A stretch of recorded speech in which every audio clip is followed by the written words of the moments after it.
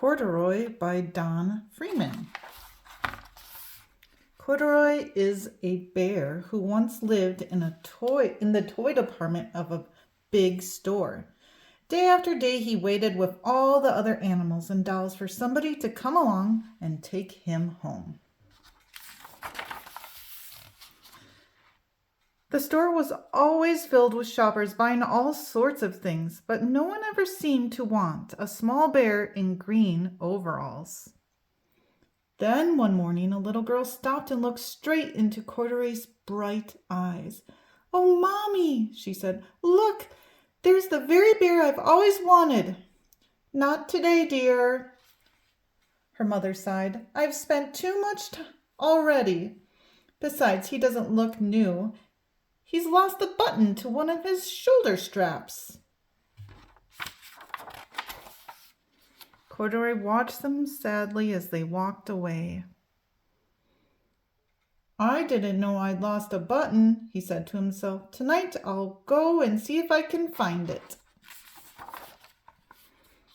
Late that evening, when all the shoppers had gone and the doors were shut and locked, Corduroy climbed carefully down from his shelf and began searching everywhere on the floor for his lost button. Suddenly he felt the floor moving under him. Quite by accident, he had stepped onto an escalator, and up he went. Could this be a mountain? He wondered. I think I've always wanted to climb a mountain. He stepped off the escalator as it reached the next floor, and there, before his eyes, was a most amazing sight. Tables and chairs and lamps and sofas and rows of beds.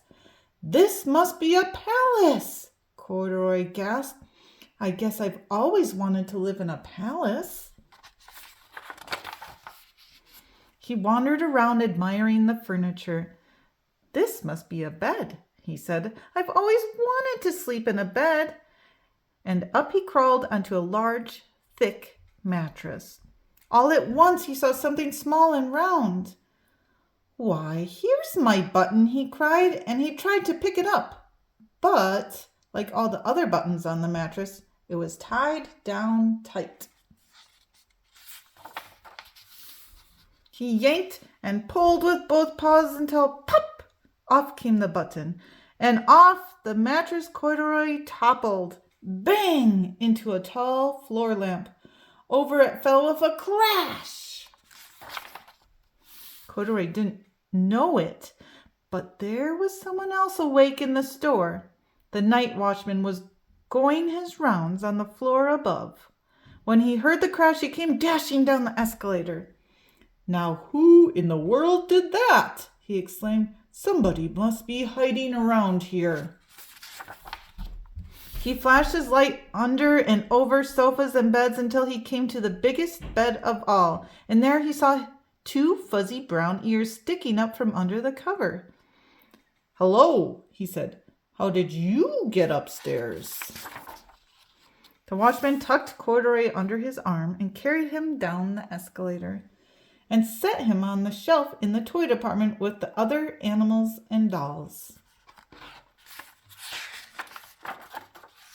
Corduroy was just waking up when the first customers came into the store, and there, looking at him with a wide, warm smile, was the same little girl he'd seen only the day before.